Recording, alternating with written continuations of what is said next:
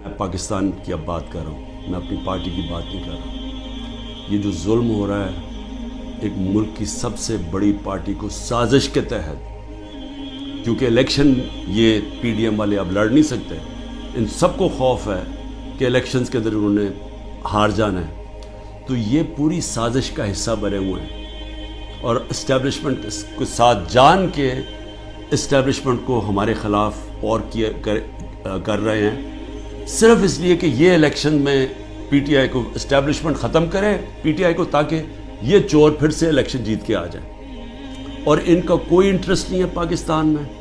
14 مہینے میں انہوں نے پاکستان کو ادھر کھڑا کیا ہے کہ جو آج اگر کل ہم نے آئی ایم ایف کے ساتھ اس لیے ڈیفالٹ سے بچانے کے لیے اپنے ملک کو تباہی سے بچانے کے لیے، حالانکہ ہمارے پر ہر قسم کا ظلم ہو رہا ہے، ہم نے اس کے باوجود ان کی سٹینڈ بائی ایگریمنٹ کے ساتھ اس لیے گئے ہیں کہ ہمارا ملک بچ جائے۔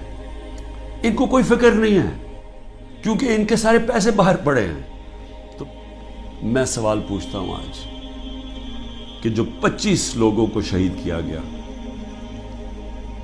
جس میں سے 16 ہمارے پاس ایڈریسز ہیں، باقی 9 غائب ہیں، کیونکہ ہمیں خوف ہے کہ اس طرح یہاں اس وقت خوف پھیلایا ہوا ہے، جو یہ جو ظلم کا نظام بنا ہوا ہے، اس کے اندر وہ پولیس پہنچ جاتی ہے۔ یہ 16 کا بھی بڑے مشکل سے ڈر کے ان کے رشتہ داروں نے بتایا، ان کے نام دیے ہیں، پتہ دیے ہیں، جو 16 لوگ شہید کیے گئے ہیں۔ اس کے علاوہ جو 3 لوگ، پہلے میں 2 سمجھ، 3 لوگوں کی ٹانگیں ضائع ہو گئی ہیں، ٹانگیں کٹ گئی گولیاں لگ کے۔ ایک پیرالائزڈ ہے، اس کی کمر میں گولی لگی ہے، وہ بستر پہ ہے، اور اس کے علاوہ 50 سے زیادہ لوگوں کو گولیاں لگی۔ اب میں یہ سوال پوچھتا ہوں، یہ کیا پاکستانی نہیں تھے؟ یہ انسان تھے نا، تو انسانوں کے تو حقوق ہوتے ہیں۔ تو آج ابھی بھی اب ختم ہوا ہے فرانس میں، ایک 17 سال کے ٹینیجر کو گولی ماری ہے پولیس نے، آگ لگ گئی، سارے 1000 سے زیادہ بلڈنگز اور گاڑیاں جل گئی فرانس میں، کیونکہ ایک انسان کی جان لی تھی فرانس کی پولیس نے۔ یہاں کوئی فکر ہی نہیں ہے، کوئی انویسٹیگیشن ہی نہیں ہے، سب نہتے تھے، کسی پولیس والے کو، کسی رینجر کو کوئی گولی نہیں لگی۔ اس کا مطلب یہاں سے تو کوئی فائرنگ نہیں تھی۔ تو کیا پہلے ایک غیر قانونی اور غیر آئینی چیز کی جاتی ہے جس کا ریاکشن ہوتا ہے؟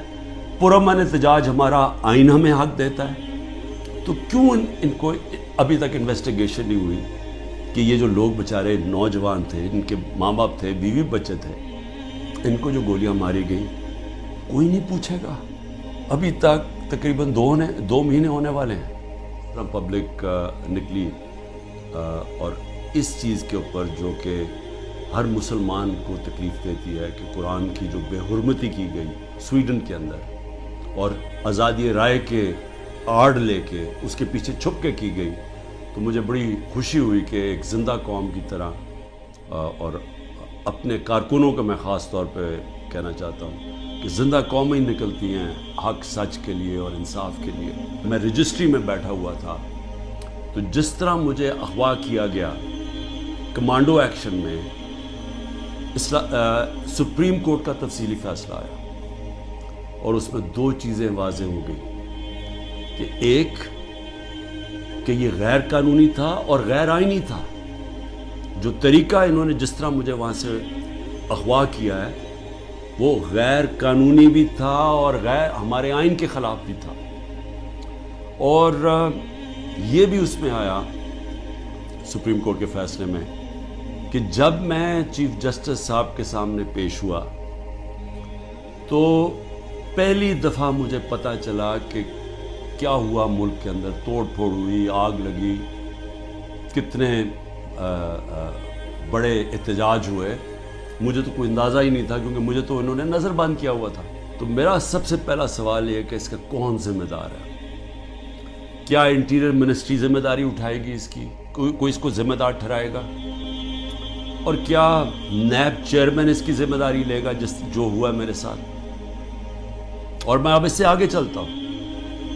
جب مجھے یہ جس طرح اٹھایا گیا اور اب ثابت ہو گیا ہے کہ یہ اس ملک کے آئین اور قانون کے خلاف تھا، تو کیا ہماری پارٹی کو یہ حق نہیں تھا پرامن احتجاج کرنے کا؟ میں نے سپریم کورٹ میں جب مجھے بتایا چیف جسٹس صاحب نے، میں نے اس کی مذمت کی، اور انہوں نے وہ لکھا اپنے آرڈر کے اندر، اور میں نے کہا کہ 27 سال میں آج تک میں نے کبھی اپنی جماعت کو یہ نہیں کہا کہ کسی قسم کی انتشار کے اندر شامل ہو۔ غداری کس نے کی؟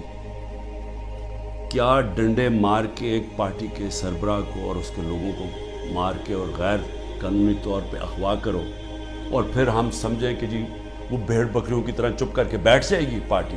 وہ احتجاج بھی نہیں کر سکتی، وہ احتجاج کرے تو وہ غداری ہوگی اب، اور ان کو ساروں کو جیلوں میں 48 گھنٹے میں 10,000 لوگوں کو جیلوں میں ڈالا، سینئر لیڈرشپ ساری جیل میں، ابھی ساری انڈر گراؤنڈ ہے۔ مجھے یہ شک ہے پری پلان تھا سب کچھ، یہ ریاکشن پتہ تھا اس کا ریاکشن ہونا ہے، اور اس ریاکشن سے پہلی تیاری کی ہوئی تھی کہ اس کے بعد کرنا کیا ہے، کیسے انہوں نے تحریک انصاف کو کرش کرنا ہے، جو ابھی تک کوششیں ہیں۔ ابھی تک کیوں نہیں انڈیپینڈنٹ انویسٹیگیشن ہوئی کہ جو یہ کور کمانڈر کا گھر جلایا گیا ہے اس کے پیچھے کون تھا؟ کیوں نہیں انڈیپینڈنٹ انویسٹیگیشن؟ ہر جگہ سے ایک آئی کہ جی لوگ تھے، کئی لوگ اندر گھسے ہوئے تھے، وہ اشتعال دلوا رہے تھے لوگوں کو، اور پھر ہر جگہ سے ایک چیز آئی کہ جی یہ جو ریڈیو پاکستان جلا یہ کوئی ماچس کی تیلی سے تو نہیں جلا، جو میاں والی کے اندر جہاز چوک جو سب کو فخر کرتے تھے، وہ سیبر جو لگا ہوا ہے میاں والی میں، اس کو کس نے جلایا ہے؟ ایلومینیم کیسے جل سکتا ہے ماچس سے؟ کوئی پلان ہی تھا نا۔ جو 16 لوگ شہید کیے گئے ہیں، اس کے علاوہ جو 3 لوگ، پہلے میں 2 سمجھ، 3 لوگوں کی ٹانگیں ضائع ہو گئی ہیں، ٹانگیں کٹ گئی گولیاں لگ کے، ایک پیرالائزڈ ہے، اس کی کمر میں گولی لگی ہے، وہ بستر پہ ہے، اور اس کے علاوہ 50 سے زیادہ لوگوں کو گولیاں لگی۔ اب میں یہ سوال پوچھوں، یہ کیا پاکستانی نہیں تھے؟ یہ انسان تھے نا، تو انسانوں کے تو حقوق ہوتے ہیں۔ ان سب کو خوف ہے کہ الیکشنز کے اندر انہوں نے ہار جانا ہے، تو یہ پوری سازش کا حصہ بنے ہوئے ہیں، اور اسٹیبلشمنٹ کو ساتھ جان کے اسٹیبلشمنٹ کو ہمارے خلاف اور کر رہے ہیں، صرف اس لیے کہ یہ الیکشن میں پی ٹی آئی کو اسٹیبلشمنٹ ختم کرے پی ٹی آئی کو، تاکہ یہ چور پھر سے الیکشن جیت کے آ جائے۔ کون ہیں وہ لوگ جو اس تباہی سے فائدہ اٹھا رہے ہیں؟ وہ میں آپ کو یقین دلاتا ہوں کہ وہ پاکستان کی اکثریت نہیں ہے، یہ تھوڑے سے لوگ ہیں جو قبضہ کر کے بیٹھے ہوئے ہیں وسائل پہ، جو قانون کے اوپر بیٹھے ہوئے ہیں، اور وہ صرف اور صرف چاہتے ہیں کہ ہمارا یہ جو قبضہ یہ برقرار رہے۔